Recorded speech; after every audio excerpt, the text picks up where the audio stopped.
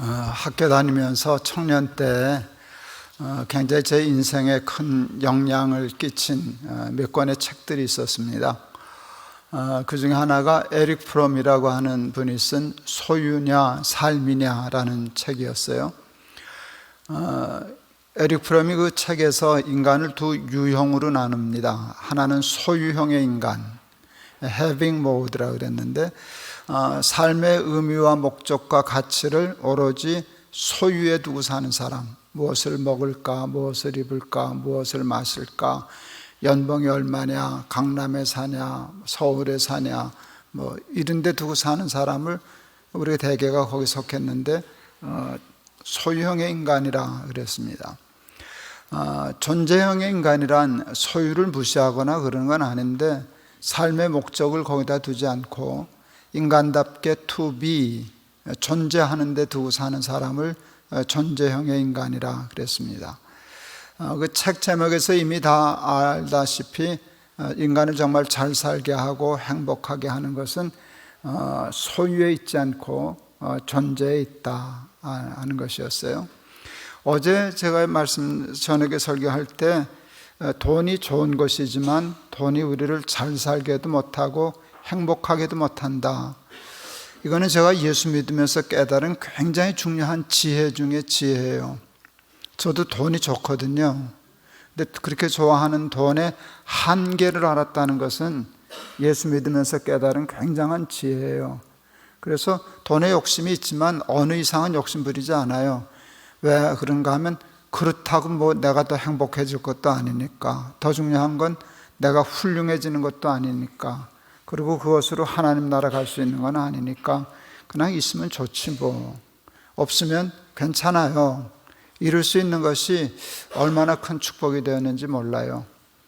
그런데 돈이 우리를 잘 살게 못한다. 돈 많은 사람을 그냥 부자라고 얘기해야 되는데 우리는 잘 사는 사람이라고 얘기한다 하는 얘기를 했잖아요.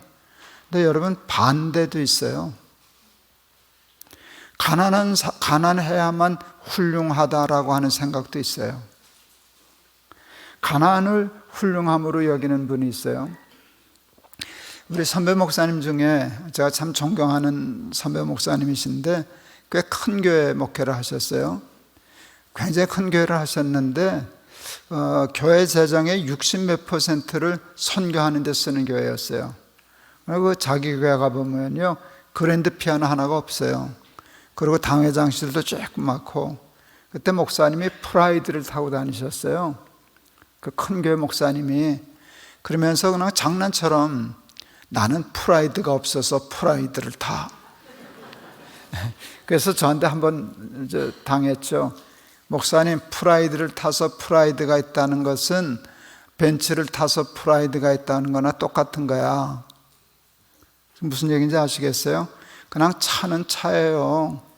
벤츠 탄다고 잘 산다, 그것도 잘못된 거지만 프라이드를 탄다고 잘 산다는 것도 똑같은 오류예요. 근데 우리에게는요, 벤츠를 타는 것을 잘 산다고 부러워하는 부류와, 아니야, 사람이 청빈해야지, 청렴해야지, 돈에 욕심 부리고 살면 안 돼, 가난해야 돼.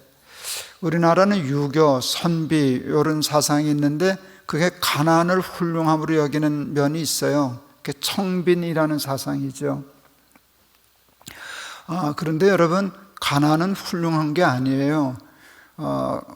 가난함에도 훌륭한 사람이 있지만 가난하다고 훌륭한 건 아니에요. 부자 중에도 잘 사는 사람이 있고 못 사는 사람이 있고, 가난한 사람 중에도 잘 사는 사람이 있고 못 사는 사람이 있는 것이지, 부자라고 잘 산다라고 얘기해도 안 되고 반대로 가난해야만 잘 산다라고 얘기하는 것도 똑같은 오류를 범하는 거예요. 제가 깨끗한 부자라는 책을 썼어요. 저는 돈에 대한 책을 2권이나 썼는데요, 깨끗한 부자라는 책을 썼을 때 엄청난 공격을 받았어요. 그 고대 교수님이셨는데 워낙 세게 비판하고 그래서 제가 그 CBS 텔레비전 카메라를 걸고 공개 토론을 하자 그래서 한번 공개 토론을 한 적이 있어요. 그분이 이러시더라고요. 깨끗한데 어떻게 부자가 됩니까? 저도 만만치는 않죠. 교수님 논리는 후진 논리입니다. 그랬어요. 후진국은 깨끗하면 부자가 못 됩니다. 부정부패하고 도둑질하고 그랬어야 되는데 선진국으로 갈수록 깨끗하지 않으면 부자가 못 됩니다. 신용사회인데 깨끗하지 못하면 크레딧이 안 생기는데 그럼 아무것도 못합니다. 당신 논리는 후진 논리입니다. 이제 그러고 덤벼들었던 기억이 있어요. 청빈 훌륭하지만 여러분, 많은 사람들의 오류가 뭔가 하면 빈을 청으로 그냥 인정해 버리는 거예요. 깨끗하려면 반드시 가난해야만 된다고 생각하는 것이 있는데 이것은 기독교적인 건강한 사상은 아니에요. 무소유에 대한 얘기들 참 많이 하고 무소유를 얘기하면 참 훌륭한 사람으로 얘기하는 분들이 있는데 저는 무소유를 얘기하지 않아요. 무소유를 저는 극단적으로 무책임한 사상이다 생각해요. 자기는 근사하고 좋지. 그런데 무소유가 되면 자기 혼자 경제적으로 독립을 못해서 누구 신세를 져야 되잖아요. 누구를 폐를 끼쳐야 되잖아요. 그래서 무소유가 건강한 것은 저는 아니라고 생각을 했어요. 제가 영락교회에 있었는데 한경직 목사님, 참 훌륭하신 분이시죠. 제가 가까이서 뵀는데 한경직 목사님이 돌아가셨어요. 그랬을 때 모든 언론이 어디에 포커스를 맞췄는가 하면 목사님은 통장이 없었고 두 버릇이 없었다. 진짜거든요. 한 목사님은 통장이 없고 두 버릇이 없었어요. 그렇게 사셨어요. 그거를 이제 조명해서 훌륭하셨다고, 훌륭한 어른이라고 그럴 때 제가 좀 비판적인 글을 썼어요. 나는 한경직 목사님 존경하는 사람인데 한 목사님의 훌륭하심을 무소유, 무통장에서 찾으면 안 된다. 그리고 제가 좀 정직하게 얘기해보자. 영락교회 한문경직 목사님은 두 버릇 통장이 필요 없었어요. 왜 그런지 아세요? 돌아가실 때까지 영락교회가 담임 목사님하고 똑같은 봉급을 드렸거든요. 그 한 목사님을 교인들이 잘 모셨어요. 그리고 남한산성에 집을 이렇게 마련해 드리고 목사님 한 분을 이렇게 돌봐드리기 위하여 월급 받는 직원이 3명이었어요. 그 살림해 주는 권사님 한 분, 집을 정리하는 사찰 집사님 한 분, 운전해 주시는 기사 집사님, 수영비서처럼 아주 충신들이었죠. 여러분, 돌아가실 때까지 담임 목사님 월급 드리고, 그리고 그 목사님 돌봐드리기 위해서 유급 직원을 3이나 붙여주고, 그러면 뭐로 통장이 필요해요? 그런데 그 기준을 모든 목사한테 정하면 이건 불공평하다고요. 그러면 모든 목사들을 그렇게 대우하면 나도 통장 없어도 살지. 근데 그건 아니거든요. 그리고 그거를 훌륭하다라고 자꾸 강조하면 기독교 개신교는 불리하다 그랬어요. 그렇게 되면 불교와 천주교를 따라갈 수가 없다 그랬어요. 왜요? 개신교는 결혼해서 가정이 있잖아요. 그렇게 무소유 가난함을 훌륭함으로 하려고 그런다면, 가난해야만 목사가 훌륭하다라고 생각한다면 목사는 결혼하면 안 돼요. 애 낳으면 안 돼요. 그게 얼마나 무책임한 일이에요. 결혼해서 애를 낳고 가난하고 그것만 하면 애들은 얼마나 죽도록 고생을 해요. 그러면 안 되거든요. 그래서 정당하게 월급 받고 가정생활하고 아이들 교육시키고 이게 되는 게 건강한 것이지, 무조건 가난하고 통장 없는 것을 훌륭하다 그렇게 하면 스님들이야 뭐 살 수 있지. 신부님들 뭐 처자식 없는데 뭐 돈이 뭐가 필요하겠어요?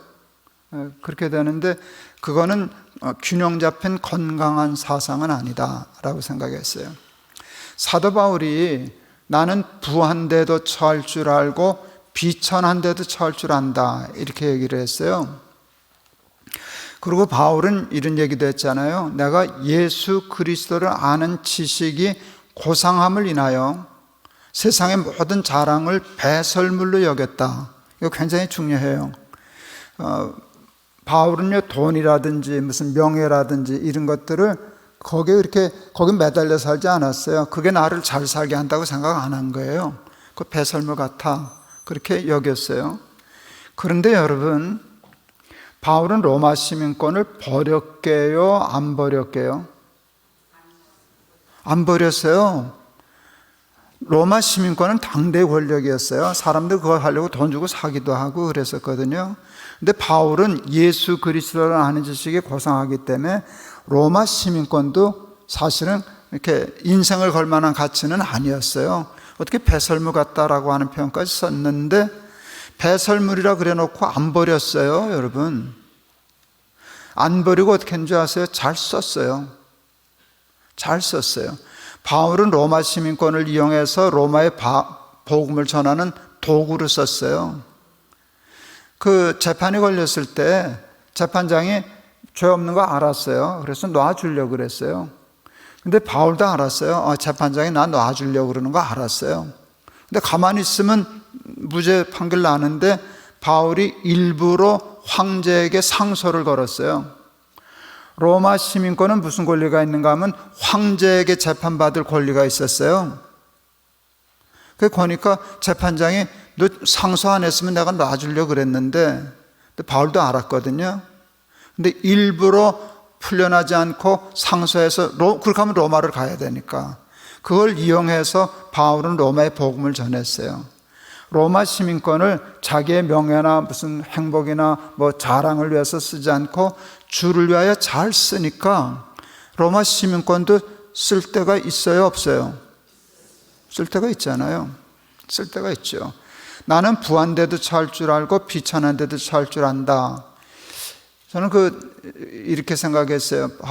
바울은 부한데도 처할 줄 알고, 그걸 뭘로 해석했는가 하면 돈도 괜찮아. 돈이 있는 것도 좋지 뭐. 나도 돈 있는 거 괜찮아. 왜? 잘 쓰면 되잖아. 그게 돈을 잘 쓸 줄 알면 된다는 거예요. 처할 줄 안다는 것은. 로마 시민권을 복음 전하는 도구로 쓰듯이 이용하면 잘 쓸 수 있잖아요. 비천한데도 처할 줄 알아. 나는 가난해도 상관없어. 난 그래도 당당하게 잘 살 수 있어. 이게 신앙이에요. 신앙은 부자가 되면 잘 산다는 것도 아니고 가난해야만 잘 산다는 것도 아니에요. 부해지면 부한 대로 나는 잘 살 거야. 가난하면 가난한 대로 잘 살 거야. 이게 기독교의 신앙이거든요. 기독교의 신앙이에요. 그러니까 구태여 꼭 가난해야만, 돈이 많아야 잘 산다라고 고집할 필요도 없지만, 여러분 꼭 가난해야만 훌륭하고 잘 산다, 이것도 기독교적인 생각하고 달라요. 제가 영락교에 있을 때 고3 학생 하나가 상담을 하러 왔어요. 오자마자 다짜고짜로 목사님, 공부가 인생의 전부입니까? 그래요. 그래서 그냥 아니다 그랬어요. 신고원지 가려고 그래서 제가 장난을 좀 쳤어요. 너 공부 못하지? 이놈이 당황했어요. 불의 일격을 당했으니까. 너 공부 못하지? 그랬더니 네. 나는 공부 잘하는 놈 치고 그따 소리 물으러 다니는 놈 본 적이 없다. 근데 하나만 더 물어보자. 내가 공부를 못하는 이유가 공부가 인생의 전부가 아니라는 신념 때문이냐 핑계냐? 무슨 신념을 가지고 못하는 놈이 어디 있어요? 하다 보니까 못했는데 머리는 좋아가지고 이 핑계 저 핑계 갖다 맞추는 거잖아요. 그럼 정직하게 핑계가 많네요. 거봐라 이 자식아, 쓸데없는 소리 하지 말고 공부 잘해. 공부 잘하면 남을 많이 도울 수 있어. 제가 우리 큰아이 고3 때, 그놈은 공부를 꽤 해야 되는 애인데 공부를 잘 안 해서 꼭 한 번, 저희 집은 아이들에게 공부하라 소리를 안 하는 집안이거든요. 저희 부모도 안 하셨고. 그런데 꼭 한 번 그놈에게만, 큰아이에게만 공부 좀 해야지 하는 얘기를 딱 한 번 했어요. 근데 공부 좀 하시지 그 얘기 안 했어요. 소위 성공했다고 하는 사람들 중에 두 종류의 사람이 있단다. 하나는 5,000명분을 혼자 깔고 앉아 먹는 사람, 또 하나는 5,000명을 먹이는 사람. 사람들은 5,000명을 혼자 먹는 사람을 잘 산다 하지만 그거는 잘 사는 게 아니고 부자로 사는 거야. 잘 사는 것은 5,000명을 먹이는 사람이 되는 거야. 그런데 5,000명을 먹이려면 공부를 잘해야 되지 않겠냐? 그런 능력이 있어야 되지 않겠냐? 그래서 공부해서 남 주냐 그러는데 그건 틀린 말이야. 공부해서 남 줘라. 돈 벌어서 남 줘라. 출세해서 남 줘라. 그래서 성경은 얘기할 때 너 복 받아라 이렇게 얘기 안 하고 너는 복의 근원이 될지라. 너로 인하여 나라와 민족이 복을 얻을 것이니라. 이게 복의 근원의 사상이거든요. 그래서 공부 열심히 해서 5천 명을 먹이는 사람이 되라. 이 말이 의리아에게 가서 박혔어요. 책상에다 써붙이더라고요. 모조지 전지에다가 공부해서 남 주자, 복의 근원이 되자, 5천 명을 먹이는 사람이 되자. 그리고 하나 더 썼어요. 최상의 것을 하나님께 드리자. 그리고 그때부터 공부하는데요, 조금 과장하면 저 자식 공부하다 죽겠다 저러다가 그렇게 들고 파더라고요. 결국은 지금 이제 교수까지 됐어요. 근데 그건 틀림없어요. 걔가 경제를 공부했는데 경제를 공부한 게 5천 명을 먹이려고 그런 거예요. 경제 중에서도 개발 경제라는 걸 공부했거든요. 가난한 나라의 경제를 개발하는, 그게 전공이에요. 그때 그 말 때문에 그런 거예요. 그러니까 제가 이제 코스타라고 하는 집회를 이제 가곤 했었는데, 유학생들 집회를 가곤 했어요. 거긴 되게 이제 박사 과정에 있는 애들이 많았어요. 제가 가서 코스타 가서 한 첫 번째 설교가 또 논란이 많았던 설교인데, 고지를 정복하라 그랬어요. 그랬더니 고지론자라고 또 이름이 붙어가지고 뭐 엘리트 주인이 그렇게 하면 뭐 저지되어 있는 사람은 뭐 루저냐 뭐 이런 식으로 그러는데, 그렇지 않았어요. 세상 사람들은 왜 고지를 정복하는가 하면 자기 유익을 위해서. 근데 고지를 정복하면 남을 더 많이 도와줄 수 있지 않냐. 공부 못하면 나만 겨우 살 수 있지 남 많이 못 도와줄 수 있지 않냐. 출세하면 내 욕망을 위해서 출세하는 건 좀 그렇지만 출세해서 많은 사람을 돕고 섬긴다면 그것도 좋은 일이 아니냐. 그러니까 무조건 출세하고 성공하고 하는 일을 성공주의라고 기복주의라고 매도해가지고 무조건 가난함을 훌륭함으로, 그 낮은 자리에 있는 것을 훌륭함으로 하는 것은 핑계일 가능성이 많거든요. 제가 그 아이한테 그랬어요. 예수님은 상황 갈 때도 꺾지 않으셔. 그게 예수님의 훌륭하심이야. 그렇지만 하나님은 우리가 상황 갈 때 되는 걸 원치 않으셔. 원치 않아도 상황 갈 때가 돼도 버리지 않으셔. 더 귀히 여기셔. 그런데 너 교회 이름 질 때 상황 갈 때 교회 그렇게 짓는 거 봤냐? 백향목 교회. 백향목은 단단한 나무에 부러지지 않는 나무예요. 백향목 교회라 그러지 상황 갈 때 교회 그런 거 없어. 예수님은 꺼져가는 등불도 끄지 않으셔. 그런데 예수님은 우리가 꺼져가는 등불 되는 걸 원치는 않으셔. 활활 타는 횃불 되기를 원하시지. 그 교회 이름 들 때 횃불 교회는 있어도 꺼져가는 등불 교회는 없어. 그래서 이제 그 얘기가 뭔가 하면, 부하면 부한대로 잘 살아라. 꼭 가난해야만 잘 사는 거 아니다. 가난하면 가난한 대로도 잘 살 수 있다. 꼭 부자가 돼야만 잘 사는 건 아니야. 제가 이제 은퇴하기 전에 제 아내에게, 저는 아주 젊어서부터 준비를 했어요. 은퇴한 후에 교회에서 월급 안 받으려고. 월급 받으면 좋지만 월급 받으면 이래저래 교회에 묶이잖아요. 이제껏 묶여 살았는데 나 자유 얻었네 하고, 그래서 월급 안 받을 준비를 잘하고 살았어요. 아내에게 물었어요. 이제 나 은퇴하면 교회에서 월급 안 줄 텐데 당신 한 달에 얼마면 살 수 있겠어? 그랬더니 우리 아내가 아무렇지도 않게 150만 원이면 충분히 살지 뭐. 그게 너무 고맙더라고요. 저도 150만 원이면 살 수 있어요. 저도 가난의 훈련이 되어 있기 때문에, 제가 어제도 잠깐 말씀드렸나 모르지만 저는 가난했었는데 불행했던 기억이 없다 그랬잖아요. 그래서 가난을 그렇게 겁내지 않아요. 자신이 있어요. 가난해도 잘 살 수 있다는 걸 내가 알아요. 가난이 싫지만 뭐 무서울 것까지는 없으니까 나도 150만 원 살지. 그러면 차 팔고 아파트 좀 줄이고 전철 타고 다니고 그러면 뭐 두 노인네 살지. 근데 우리 아내는 충분히 살지 그랬어요. 저는 지금 연금이, 우리 총회연금도 괜찮고, 저는 일찍부터 세금 내고 그래서 국민연금까지 있어서 사는데 지장이 전혀 없어요. 150만 원 문제 없는데, 만에 하나를 제가 생각해 봤어요. 만에 하나 연금은 깨지고 엎어지는 수가 있으니까, 만일 연금이 엎어지면은 여러분 제 나이에 한 달에 150만 원 버는 거 쉬워요, 어려워요? 어려워요. 저도 그거 알아요. 제 나이에 어디 가서 150만 원 이렇게 만만한 돈이 아니잖아요. 그 생각하니까 연금 깨지면 큰일인데 150만 원을 어떻게 벌지? 그런 생각이 늘 마음에 있었어요. 근데 어느 날 텔레비전을 보니까 다큐가 나오는데 노인 택배 사업하는 다큐가 나오더라고요. 우리들은 지하철 공짜잖아요. 그걸 지공대사, 지하철 공짜 대사라고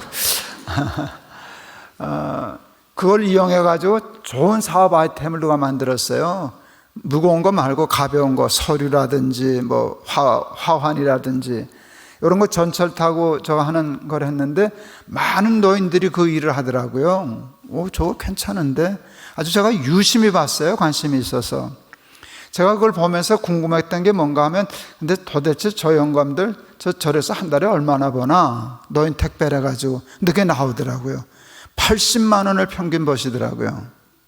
내가 무릎을 탁 쳤잖아요. 됐다. 둘이 뛰면 160만 원이다.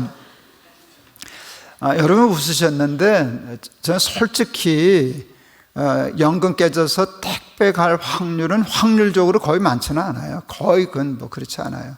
뭐 어쨌든지 뭐 자식들도 있고 그래서 그러겠는데, 정말 만에 하나 연금이 깨져서 그렇게 되면 전 이틀도 생각 안 하고 그 다음날 택배하러 갈 거예요. 근데 그때 제가 생각했어요. 그때 제가 택배 나갈 때 모자 쓸 거게요? 안 쓸 거게요? 마스크 할 거게요? 안 할 거게요? 안 할 거예요. 그거 하면 창피한 거예요. 그걸 부끄러워하는 것은 이게 그렇게 되면 불행해져요. 아이고 내 팔자 내가 어쩌다가 이제 택배 나가게 생겼고 이렇게 되면 불행한 거예요. 그냥 상상만 하는 건데요. 나는 모자 안 쓸 거예요. 일부러 마스크를 내가 뭐 창피한 일에 내가 도둑질을 했어? 택배 하는데 전 그래도 알아보는 사람들 꽤 있거든요. 목사님 아니세요? 그래서 예. 근데 목사님이 택배를 하세요? 연금이 깨져가지고 생각만 해도 재밌어요. 근데 저는 그 자신은 있어요. 그 자신은 있어요. 우리 막내가 신대원 졸업하고 이제 전도사를 되는데 제가 졸업할 때 그랬어요. 너 우리 높은 뜻 교회가 여러 개 있지만 우리 교회는 넌 보다 안 가요. 전 세습하는 거 아주 실색이었으니까. 그리고 아빠가 너 어느 교회도 소개도 안 해줄 거야. 우리 교회 안 와도 아빠가 목사인데 너 하나 어느 교회 못 보내겠냐? 전화를 어디다 해서라도. 그런데 너 같은 아빠 없는 전도사들은 어떻게 임질 찾겠냐? 그냥 공정하게 네가 알아서 하나님한테 부탁하고 해. 이놈이 그냥 열심히 돌아다니는데요. 한 군데도 못 갔어요. 12월 마지막 주일까지. 이력서 한 10장, 20장 들고 다녔던 것 같아요. 어느 날은 씩씩거리고 오더니 아빠 때문에 더 갈 데가 없네. 저 싫어하는 교회가 꽤 많거든요. 저를 불편해하는 교회들이 꽤 많아요. 그래서 김동호 목사 아들이라면 안 받아주는 교회가 많으니까 아빠 때문에 갈 데가 없어. 그래서 결국은 임지를 못 정했어요. 마지막 주일까지. 그때 제가 우리 아들한테 이렇게 얘기했어요. 신문 돌려. 우유 배달해. 결혼해서 애가 있는데 바꾼 거야. 신문 돌려. 우유 배달하면 150만 원 벌어. 150만 원 벌면 안 굶어주고. 그리고 교회 해. 너희 집에서 5명이 모이든 3명이 모이든 모여서 하면 되지. 미자리 교회 그러는데 미자리 교회가 어딨냐? 미자리 목사가 있지. 너만 자립하면 다 자리 교회야. 근데 우리 아들은 그게 되는 놈이에요. 아무렇지도 않게. 우리 아이 이제 용돈 떨어지면은요, 저한테 용돈 달라 소리 잘 안 해요. 그 자식은 제 옷장을 뒤져요. 제가 이래저래 좀 많잖아요. 옷이 안 입는 것도 많으면 그거 그냥 갖다가 길거리를 가져가서 팔아요. 이 자식은 그때부터 그냥 이제 보르바꾸 같은 데다가 뭐 가라지 세일 남 담벼락 밑에 가가지고 가라지는 무슨 가라지야? 남 담벼락이지. 그것도 팔다가 경찰한테 걸려가지고. 근데 이 자식이 얼마나 비웃살이 좋은지 그 경찰을 구워 삶아가지고 거기서 친구 삼아가지고 히히닥거리다가 다 팔고 오는 거예요. 다 팔고 와요. 그러고서 자기가 오늘 얼마를 벌었는데 아빠도 좀 줄까 뭐 있다 소리 하는 놈이거든요. 그 아이가 지금 진짜로 주중에는 옷장사하고 주일에는 교회는 한 10명 돼요. 근데 그 교회는 자립교회예요. 헌금이 남아 돌아가요. 우리 아들이 돈 잘 벌거든. 자기 11조 내는 것만도 괜찮거든요. 그러고 사니까 얼마나 해피하게 행복하게 하는지 몰라요. 그러니까 그게 뭔가 하면 부자 되면 또 부자대로 잘 살면 되죠. 누릴 줄도 알고 베풀 줄도 알고 감사할 줄도 알고, 그게 나는 건강한 거라고 생각해요. 제가 세계 여행을 다닐 때 제가 구경 안 다니는 데가 두 군데 있어요. 대성당 안 들어가고 수도원전은 안 들어가요. 마음이 불편해요. 어마어마한, 남형 보는 것 같아서 좀 그런데, 스페인 가면 100년 동안 했던 큰 성당 있잖아요. 근사하더라고요. 근데 나는 예배당으로서는 그렇다. 무슨 예배당 하나 짓는데 100년씩 걸리냐. 그렇게 그 많은 돈을 그냥 예배당에다만 그렇게 했냐. 무슨 건축학적으로 예술적으로는 가치가 있고 그러겠지만 하나님이 그걸 꼭 기뻐하실까? 나는 그 시간과 돈이 있으면 딴 일 했겠다 하는 생각을 개인적으로 해요. 그래서 큰 성당들 가면 괜히 하나님 빙자해가지고 추기경 교황들 너무 높아진 게 아닌가. 그래서 저는 좀 불편해서, 하여간 제 개인 취향이에요. 전 성당 관광할 때는 안 들어가요. 대성당은 조그만 예배당이면 좋지. 근데 또 안 들어가는 데가 있어요. 난 수도원 안 들어가요. 제가 마틴 루터가 성경 번역했던 그 수도원을 갔는데요. 참 마음에 안 좋더라고요. 얼마나 자기를 학대했는지. 침대가 없고요, 매트리스가 없어요. 마대자루에다 낙엽을 긁어 모아서 그거 깔고 잤어요. 딱딱한 나무 의자에 앉아서 성경 번역했어요. 하루 2끼를 먹었다나 험하게. 그러니까 세상 물욕을 버리고 하나님께만 집중하겠다고 결혼도 안 하고 가난하고, 그게 이제 청빈이잖아요. 근데 저는 반대로 생각했어요. 하나님 사랑해서 하나님 앞에서 이렇게 헌신한다는 건 훌륭한 거예요. 누가 뭐래도 그건 훌륭한 거예요. 근데 제 관점은 뭔가 하면, 그걸 하나님이 좋아하셨을까? 난 내 자식이 나를 위해서 그렇게 산다면 난 싫을 것 같아요.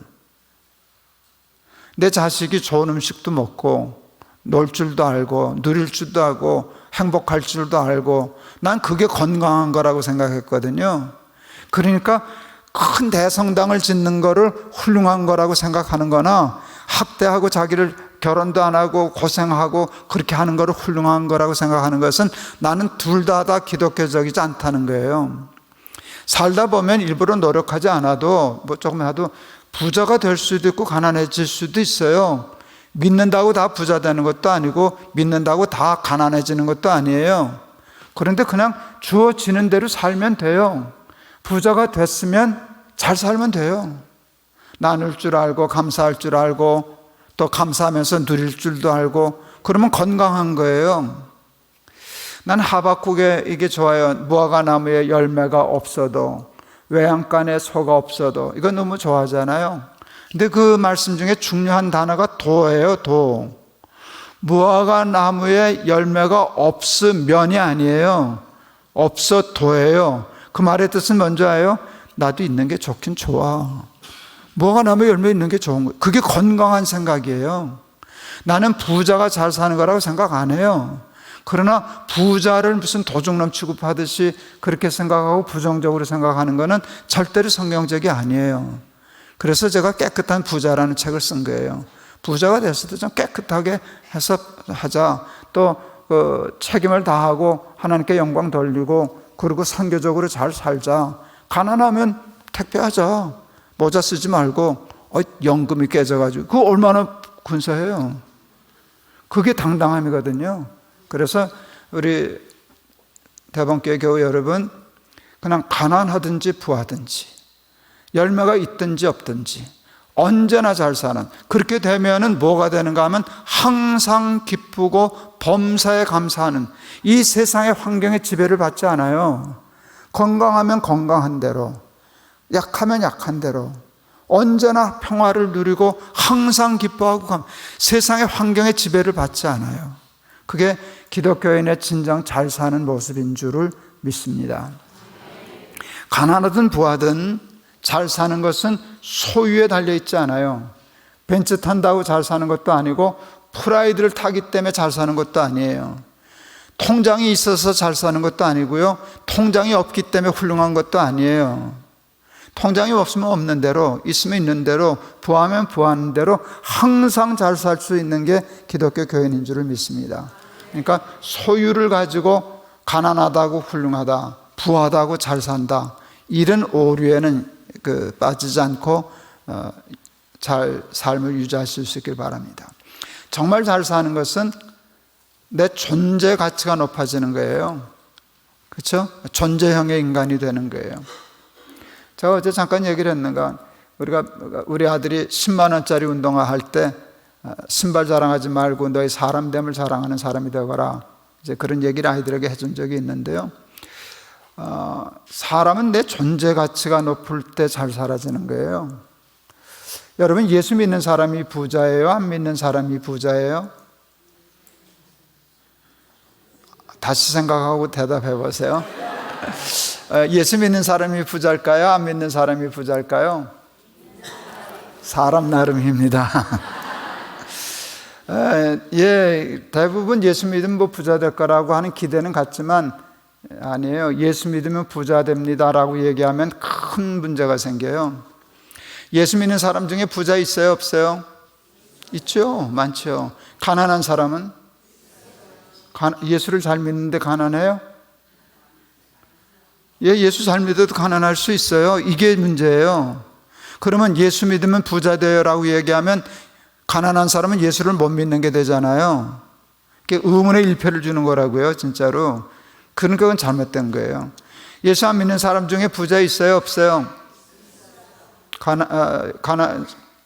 가난한 사람은? 그러니까 그게 사람 나름이라니까요. 믿느냐 안 믿느냐를 가지고 부자냐 가난하냐는 안 나뉘어져요. 그러니까 예수 믿으면 부자 됩니다 소리 하면 그건 좀 틀린 거예요. 또 하나, 예수 믿는 사람이 건강해요? 안 믿는 사람이 건강해요? 사람 나름이죠. 저 신의 은사 믿어요. 저도 아프면 기도하고 또 기도도 해주고 그러죠. 그렇지만 안 믿는 사람 중에도 건강한 사람 많아요. 예수 잘 믿어도 나같이 암도 앓고 그래요. 그러니까 예수 믿으면 다 건강해, 병도 안 걸려, 사고도 안 나, 예수 믿으면 다 부자 돼. 이건 미신적인 사고방식이지 기독교적인 가치관은 아니에요. 예수 믿는다고 다 부자 되지 않아요. 그런데 예수를 믿어야만 잘 살아요. 이게 중요한 거예요. 예수 안 믿고도 부자 될 수 있어요. 그런데 예수를 안 믿고 잘 살 수는 없어요. 이건 1%의 예외도 없어요. 제가 증명해 드릴게요. 존재 가치는, 나라고 하는 존재 가치가 잘 사는 건데, 존재 가치는 어디에서 오는가 하면 존재 목적에서 와요. 모든 존재하는 것에는 목적이 있어요. 여러분, 이 마이크에 목적이 있어요? 없어요? 뭐예요? 작은 목소리를 크게 확성하는 거예요. 지금 저 같은 성대가 됐으면 이거 없으면 집회 못해요. 이게 얼마나 유용한 거예요. 목적대로 존재하고 있었기 때문에 얘는 지금 가치가 있어요? 없어요? 있어요. 어느 날 이거 고장 날 거예요. 그럼 목적을 상실하는 거예요. 존재 목적을 상실하는 순간 함께 없어지는 것이 있어요. 가치가 없어져요. 소리 안 나는 마이크를 뭐 어디다 쓰겠어요? 내다 버리지. 그러니까 모든 존재의 가치는 존재 목적에서만 와요. 그러니까 내가 잘 살려면 반드시 찾아내야 되는 게 내가 존재하는 목적이 뭔가. 그걸 찾아서 내 존재, 내 삶을 거기다 갖다 맞춰야 돼요. 목적과 내 삶이 일치시킬 때 그게 잘 사는 사람이 되는 거거든요. 그래서 중요한 거는 존재 목적을 찾아야 되는데, 무슨 철학 강의 같은데요, 존재 목적에도 원리와 원칙이 있어요. 예외가 딱 있는데 하나님 한 분만 예외예요. 하나님 한 분을 빼놓고 모든 세상에 존재하는 것의 목적은 존재로부터 말미암지 않고 존재케 한 이로부터 말미암아요. 어렵지 않죠? 여러분, 마이크의 존재 목적은 마이크가 만들었어요? 마이크를 만든 사람이 만들었어요? 이 강대상은요? 얘는요? 김동호의 존재 목적은 김동호가 만드는 거예요? 나를 창조하신 하나님이 만드시는 거예요? 내 욕심대로 사는 게 잘 사는 거예요? 하나님의 뜻대로 사는 게 잘 사는 거예요? 그래서 예수님이 내 뜻대로 마옵시고 아버지의 원대로 되기를 원하나이다, 그렇게 고백한 거예요. 하나님을 믿지 않고는 내 존재 목적을 찾을 수가 없어요. 내가 어디서 왔는지 모르잖아요. 어디로 가야 하는지 모르잖아요. 그러니까 존재 목적을 못 찾으니까 밤낮 신발 자랑하고 자동차 자랑하고 자기 명함 자랑하고 그 소유를 자랑하고 사는 거거든요. 하나님 없이 부자는 될 수 있어도 하나님 없이 잘 살 수는 없어요. 제가 77년도에 결혼을 했어요. 저희 아내가 인천 사람이었는데 이제 연애 편지를 쓰잖아요. 지금 인터넷이 없는 때니까. 제가 편지 쓰는 건 잘 쓸 수 있는데 글씨가 엉망이었어요. 제가 거의 악필 수준이었거든요. 근데 연애 편지를 쓰기 전까지는 글씨 나쁜 게 하나도 불편하지 않았어요. 난 다 읽을 수 있는데 다 읽을 수 있지. 그런데 편지를 쓰려니까 내가 좋아하는 여자인데 이 삐뚤빼뚤한 글씨 쓰기가 싫더라고요.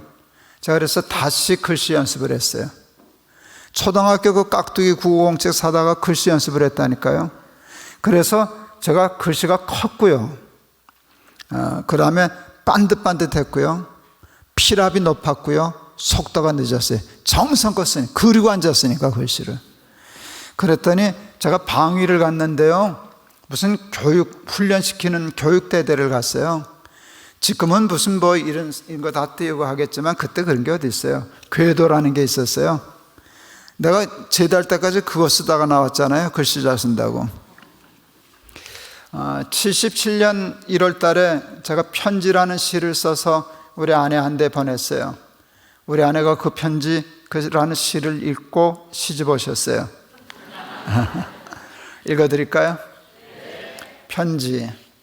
깨끗이 손을 씻고 자리에 앉아 한자 정성껏 편지를 쓴다. 사랑하는 사람에게 쓰는 편지, 진실이고파 아름답고파 썼다간 지우고 또 썼다간 지우고 마음같이 써진 편지 마무리하다 그만 잘못 써진 글씨 하나 죽죽 두 줄 그어 지워버리고 계속 쓰면 될 것을 다시 손 씻고 와 처음부터 쓰는 편지, 당신께 쓰는 편지. 잘 썼죠? 그 편지 받고 안 오면 그건 골치 아프지. 진심이었어요.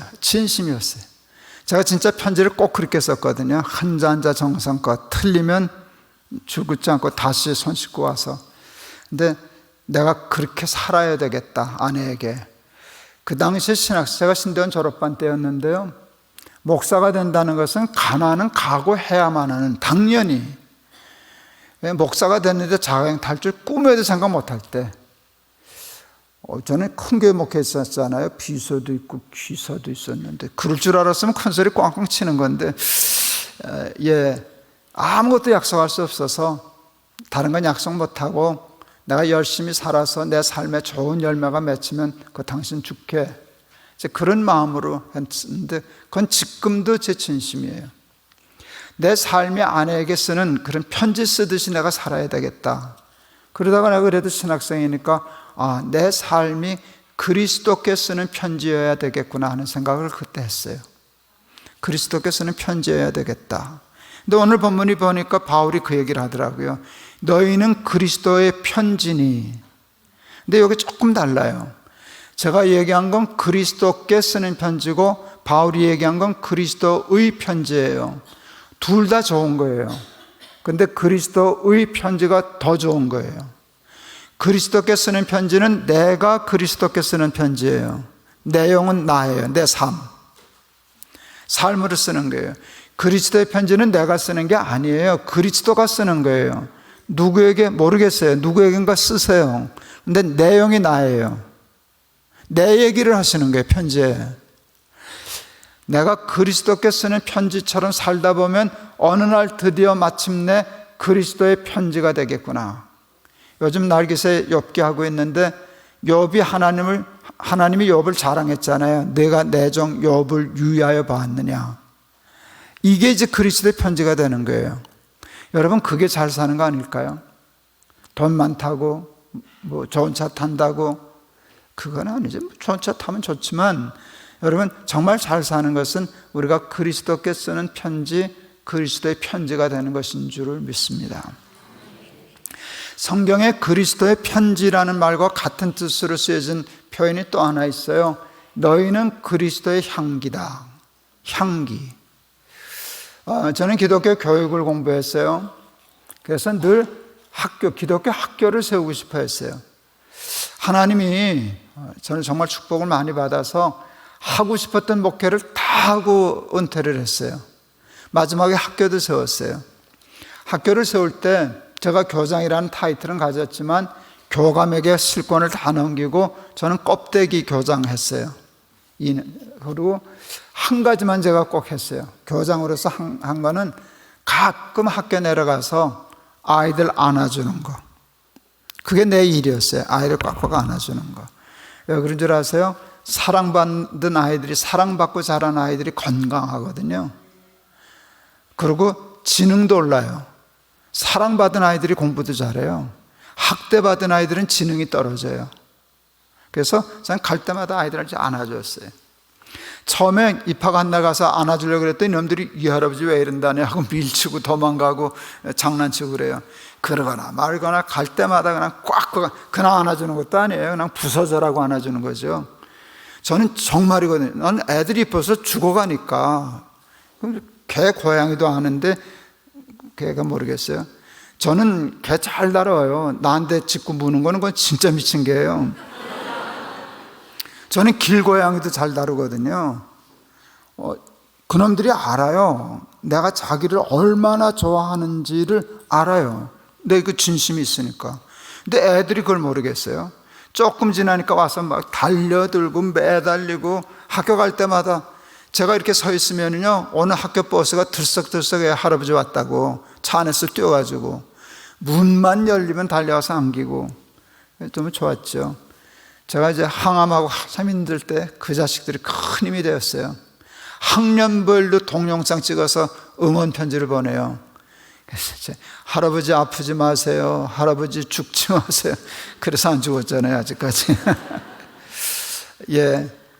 그런데 이제 은퇴하게 돼서 저는 은퇴할 땐 교회 하던 모든 거를 다 떠나는 거였는데 이제 학교도 떠나야 된다 생각해서 아이들이 나를 잊지 않았으면 좋겠다는 생각을 했어요. 나를 잊지 않는 것보다 할아버지가 너희들을 얼마나 이뻐했는가를 잊지 말아라. 그게 굉장히 중요한 거니까. 그런데 어떻게 하면 이놈들이 안 잊을까 하다가 꾀를 생각냈어요. 향수를 뿌리고 다니기 시작했어요. 제가 이래봬도 뭐 향수 뿌리고 다니는 사람은 아니에요. 근데 향기가, 냄새가 오래 가거든요, 기억이. 제가 그래서 무슨 멋쟁이처럼 향수를 가서 뿌려서 냄새 맡아서 골랐어요. 아르마니. 그래서 아르마니만 써요. 그래서 학교 갈 때마다 향수를 꼭 여기다 뿌려요. 왜 여기다 뿌렸게요? 이렇게 끌어안으면 코가 박히는 자리니까. 꽤 오래됐네요. 제 페이스북에 우리 아이 학부형 엄마가 글을 썼어요. 목사님 성공하셨네요. 아이하고 아파트 엘리베이터를 탔는데 그놈이 그랬다는 거예요. 할아버지 냄새 난다.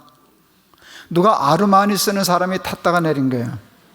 그 냄새가 남았으니까 그 냄새를 맡는 순간 나를 기억했어요. 할아버지 보고 싶다. 그래가지고 내가 갔다 왔잖아요. 제가 이제 목회할 때 우리 아내가 참 저한테 배려를 많이 해서 집안일에 전혀 신경을 안 쓰게 했어요. 그냥 목회만 하게 했었어요. 제가 집안에 뭐 설거지 하나를 한 적이 없거든요. 근데 그래도 양심이 있어가지고 은퇴한 후에 요즘 설거지는 눈에만 보이면 제가 해요. 안 하던 사람이 하니까 또 그게 얼마나 감동하시는지 몰라요. 예. 그리고 저 하는 게 쓰레기 버리는 거, 쓰레기 분리수거 하는 건데 기꺼이 하는데 아직도 하기 싫은 게 딱 하나 있어요. 음식물 쓰레기 버리는 건 좀 싫다. 그냥 앞만 조심해도 뭐 냄새가 나요. 쓰레기 옆에 있으면 쓰레기 냄새 나는 거지. 우리가 예수 평생 믿었다라고 하면 딴 건 몰라도 냄새는 나야 될 거 아니에요. 뭐라고 말하지 않아도 그리스도 향기가 돼야 되지 않겠나 싶습니다. 제가 이제 목이 다 망가졌지만 우리 성가대 아까 찬양 너무 잘하대. 여러분 그 소리 내는 게 내가 부러웠어요. 나도 잘했거든. 제가 이래봬도 KBS 누가 자라나가서 1등한 사람이라고요. 누구든지 저 어렸을 때 저 아는 사람은 제가 성악할 줄 알았어요. 저는 어디 가서 2등 잘 안 했거든요.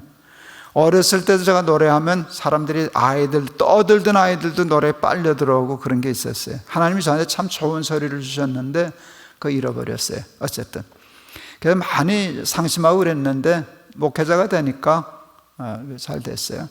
제가 그래서 소리에 굉장히 민감해요. 아주 좋은 소리에 민감해요. 동안교회 건축을 할 때 저는 그때 예배당을 지을 때 건축비를 굉장히 낮추려고 애를 썼어요. 돈을 아끼려고 그런 게 아니라 예배당이 너무 호화스러우면 가난한 교인들은 불편해요.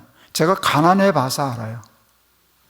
너무 대리석 부축 여왕 자랑하면은요, 부자들은 그게 좋아요. 늘 그렇게 사니까. 근데 가난한 사람들은 그게 불편해요. 창피한 얘기지만 제가 하도 가난하게 살고 그래서요, 결혼식 신혼여행 가서 호텔을 못 갔어요. 불편해서. 못 자겠더라고요. 불편해가지고. 너무 우리해가지고. 그래서 제가 못된 짓을 했죠. 그 신불 데리고 모텔을 여관을 갔잖아요. 그랬어요. 그래도 도망가고. 그래서 건축비를 굉장히 아꼈어요. 그리고 그때 이랜드가 우리 건축을 해줬는데 저 돈으로 어떻게 예배당을 짓냐 하는 돈으로 예배당을 잘 지어줬어요. 근데 제가 돈을 아끼지 않은 게 꼭 두 가지가 있어요. 하나는 설계비. 설계는 최고 설교사에게 맡겼어요. 설계비만 해도 웬만한 조그만 교회 예배당 지을 만큼 돈 많이 주고 설계를 맡겼어요. 근데 그것보다 돈 많이 쓴 거는 음향이었어요. 97년도에 음향에만 10억을 넘게 썼어요. 뭘 알아야 놀라시지. 지금도 10억 쓴다면 그러한데 97년도예요. 97년도 교회 음향에 그렇게 돈 쓰는 경우가 없었어요. 우리 음향을 했던 그 미국의 회사 회장이 한국의 어느 교회가 그 시스템을 썼다는 게 믿어지지 않아서 우리 교회 보러 왔었어요. 제가 없을 때 왔었는데 그분이 그랬다 그러더라고요. 이 시스템은 미국의 마이클 잭슨이 공연 다닐 때 쓰는 시스템입니다. 동안교회가 그 시스템을 했어요. 왜 그랬나? 저는 이제 청년들에게 관심이 많았거든요. 청년들을 많이 끌고 싶었어요. 청년 예배를 살리고 싶었는데 청년 예배를 살리려면은 찬양이 살아야 되거든요. 그때 우리 동안교회는요, 장로님들이 기타 치면 마귀라 그럴 때였어요. 드럼 생각도 못하죠. 근데 제가 예배당 이렇게 지어놓고 교회 음악당처럼 만들었어요. 그리고 음향을 10억짜리를 했었어요. 왜 그랬나? 찬양할 때 모든 악기가 다 중요하고 우리는 찬양팀을요 아마추어를 쓰지 않았어요. 유급으로 썼어요. 월급 줬어요. 월급 주고 했었어요. 그랬는데 좋은 찬양하고 싶어서 드럼 소리가 일로 들리는 스피커가 있고 여기를 치는 스피커가 있어요. 내가 요구하는 소리는 여기를 치는 소리예요. 그건 10억을 줘야 여기를 쳐요. 그리고 설교도요, 명필이 붓가리냐? 설교만 잘하면 되지 설교 못하는 것들이 꼭 뭐 스피커 탓한다고. 그러면 그래요. 명필은 붓가려 그랬어요. 여러분, 그 소리가 굉장히 중요해요. 여러분, 소리가 불편하면요, 제가 설교하다 신경 써서 말을 놓쳐요. 근데 밤낮 설교해야 되는데 그게 신경 거슬려 가지고 설교를 놓치면 얼마나 큰 손해예요. 듣는 사람도요, 이 스피커나 이 음향이 좋으면은요 편안하게 해서 내가 10개를 얘기해도 12개가 전달되는 수가 있어요. 근데 이게 틀려지면 나는 10개를 준비했는데 9개, 8개밖에 소통이 안 되는 수가 실제로 생겨요. 그러니까 그게 얼마나 중요한 일이에요. 교인이 얼마나 많은데 그걸 몇 10년, 20년 써야 되는데 하여간 그랬어요. 소리에 굉장히 민감했는데 성경을 보니까 예수님이 세례 요한에 대해서 저는 광야에 외치는 자의 소리다. 소리라는 표현을 쓰시더라고요. 난 그 말이 무슨 말인지 금방 알아차렸어요. 여러분, 말씀은, 우리는 말씀이 아니에요. 목사는 우리는 소리지. 말씀은 성경이잖아요. 말씀은 예수님이시잖아요. 우리는 그것을 울려내는 스피커예요. 근데 예수님이 이 스피커가 마음에 안 드는 거야. 찌그러거리고 웅웅거리고 소리가 뭉개지고 답답하니까, 이거 왜 이렇게 스피커가 이러냐, 왜 이렇게 소리가 마음에 드는 소리가 없냐. 근데 세례 요한의 소리가 마음에 들었어요. 그래서 예수님이 저는 광야에서 외치는 자의 소리다. 제가 너무 욕심이 나서 세례 요한이라는 제목으로 시를 썼어요. 읽어드릴까요? 조금 황당한데요. 괜찮을까요? 세례 요한, 그에게서는 소리가 났다. 끝. 제가 황당하다 그랬잖아요. 그에게서는 소리가 났다. 근데 그 글을 쓰고는 더 쓸 수가 없었어요. 완벽했어요. 제 마음에는. 그 시는 거기서 끝을 내야 돼요. 그에게서는 소리가 났다. 저는 평생 설교하고 살았어요. 이제쯤 되면은요, 사람들이 제가 설교하는 그 메시지 원고를 보고 그 은혜가 되거든요. 말씀이 있으니까, 메시지가 있으니까. 그런데 이제는 말하지 않아도 사람들이 그냥 저만 봐도 제 삶을 보면 소리가 들려야 돼요. 평생 설교했는데, 평생 목사인데 아직도 목청 앞에서 소리를 질러야만, 그거는, 나는 소리이고 싶어요. 소리이고 싶어요. 제가 결혼 주례를 참 많이 했어요. 저는 32살부터 결혼 주례를 했어요. 근데 첫 번째 신랑이 31살이었어요. 근데 그 신랑은 이마가 좀 넓었어요. 예수장에 들어갔더니 하객들이 웃더라고. 지가 목사 같고 내가 신랑 같은 거라. 그리고 저에게는 청년들이 많아서 늘 주례가 참 많아서 아마 다 세진 않았지만 줄 잡아 이제까지 평생 한 1000쌍은 결혼하지 않았을까. 저는 토요일마다 주례 없는 날이 없었으니까 그랬는데, 여러분, 우리 대본교회 초대 목사님 이상근 목사님, 그 아들이 저하고 동기라 그랬잖아요. 영락교회 같이 있었어요. 근데 그 이성희 목사님이 그 셋째, 이성희 목사님 둘째 아들이고 셋째 아들 결혼 주례를 이상근 목사님이 하셨다 그러더라고요. 여러분 혹시 여기 교회 내에서 아시는 분이 계실는지 모르겠네. 그게 하도 신기해서 어떻게 아버지가 아들 주례를 하냐 그랬더니 동생이 부탁을 했대요. 그 목사님, 이 목사님이 야, 아버지가 어떻게 주례를 하냐 그랬더니 아버지 이상 주례 축복할 사람이 어디 있어요? 그 바람에 홀랑 넘어가서 주례를 해주셨다네요. 궁금한 거라. 그래서 어떻더냐 물었더니 와, 너무 좋더라.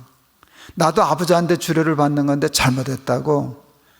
그래서 제가 그날로 결심했어요. 우리 아들 내가 주례한다. 제가 아들만 셋이거든요.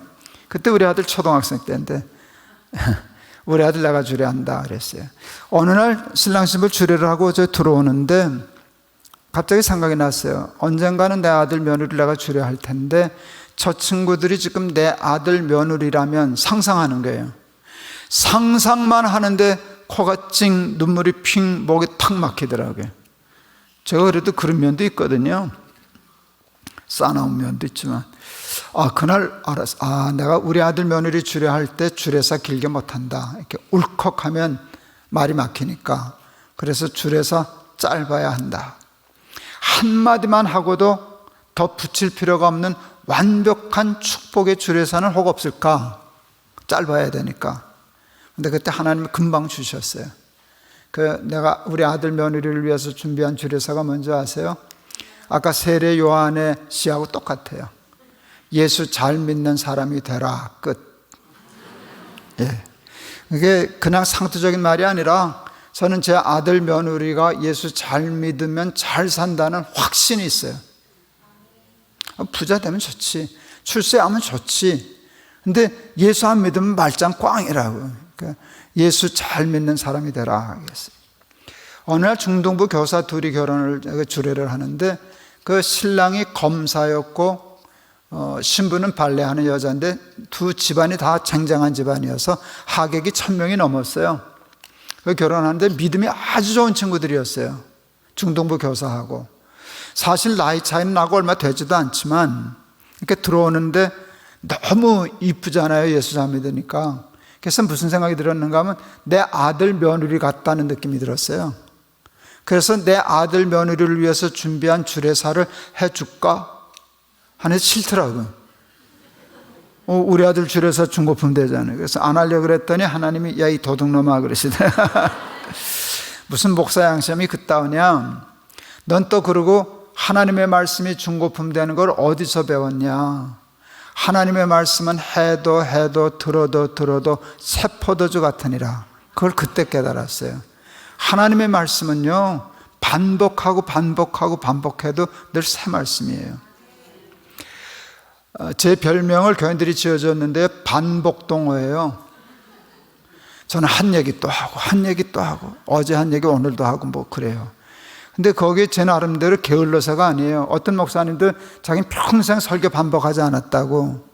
근데 그거는 교육의 원리에 어긋나요. 반복하지 않으면 학습이 이루어지질 않아요. 학습의 원리는 반복이거든요. 그걸 우리는 복습이라고 그러잖아요. 그리고 그 반복의 원리를, 그 학습의 원리를 가장 잘 적용한 게 성경이에요. 성경은 한 얘기 또 하고 여기서 한 얘기 저기서 하시고, 공간복음이라는 게 있잖아요. 그건 아예 똑같아요. 많은 부분이 중첩되잖아요. 공간복음이에요. 지금은 우리 사전들 다 갖고 가지만 옛날에는 관주 성경이라는 게 있었어요.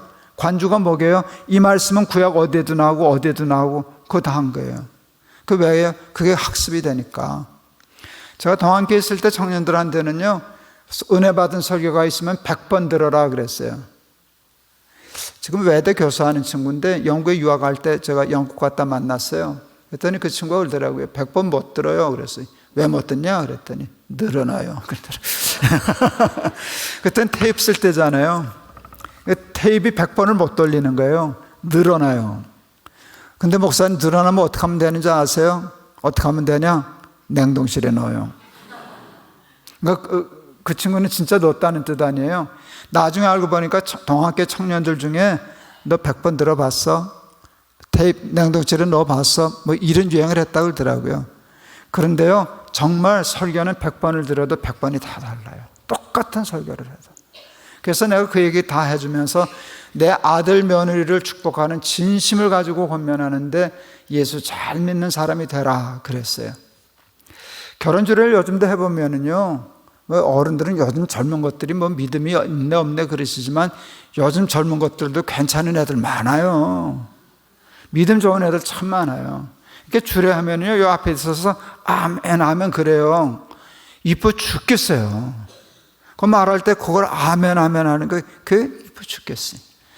이제 이 친구들은 워낙 믿음이 좋은 친구니까 내가 그 정도 얘기를 하면 당연히 아멘 할 줄 알았지. 그 당연히 나와야 되는데 이것들이 아멘을 안 하더라고요. 그래서 조금 놀래. 이 말에 아멘을 안 해? 근데 아멘을 안 한 게 아니라 보니까 못한 거예요. 바로 눈앞에 있으니까 다 얼굴이 보이잖아요. 앞에 표정이. 그 말을 들으니까 애가 너무 충격을 받았어. 그 말이 뭐라고? 예수 잘 믿으라는 말이 뭐 대단한 말이라고 충격을 받았어요. 눈이 둥그레지더라고요. 그러니까 눈이 둥그레지더니 금방 눈물이 고이는 거예요. 핑 하고. 그러더니 아멘 그러더라고요. 그러니까 멍, 핑, 아멘 이렇게 돼요. 그걸 제가 과정을 봤잖아요. 야, 뭘 은혜를 받아도 저렇게 받냐. 그 지극히 상투적일 수도 있는 말인데 목사가. 근데 저 말을 어떻게 저렇게 받아들이냐. 그 친구들이 은혜 받는 일에 내가 은혜를 받은 거예요.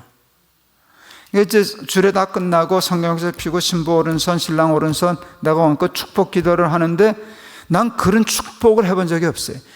그 축복이 내가 하는 말이 아니에요. 하나님이 말을 넣어주신다는 말 있잖아요. 내 입에 할 말을 넣어주시더라고, 복을. 그러니까 막 그 불 위에 기름이 떨어지는 것 같아요. 그러니까 축복하다가 내가 너무 감동돼서 울었어. 여러분, 주례가 울었는데 집같이 것들이 안 울었겠어요? 신랑 울어서 눈 시뻘개지고 신부는 울어서 눈 시커매지고 하객들 다 울고 너무 분위기 좋았어요. 다 끝나고 사진 찍고 내가 악수하면서 야, 우리가 결혼식 했냐, 부흥회 했냐. 너무 좋더라고요. 그래서 얼른 욕심나서 하나님께 기도했어요. 우리 아들 결혼식 때도 요 느낌, 요 분위기여야 합니다. 예, 제가 그 느낌, 그 분위기로 우리 아들 셋 다 주례했습니다. 그리고 감사하게도 우리 아들, 며느리 다 예수 잘 믿습니다. 그냥 교회 다니는 게 아니라 진짜로 예수 믿습니다. 여러분, 예수 믿는 게 쉬워요? 안 믿는 게 쉬워요? 믿는 게 쉬워요. 그냥 몇 년 믿다가 때려치실 거예요? 믿기는 죽을 때까지 믿으실 거예요? 그러면 그만두지도 못할 거라면 적당히 믿지 말고 대충 믿지 말고 한번 예수 믿는 일에 생명을 걸어보세요.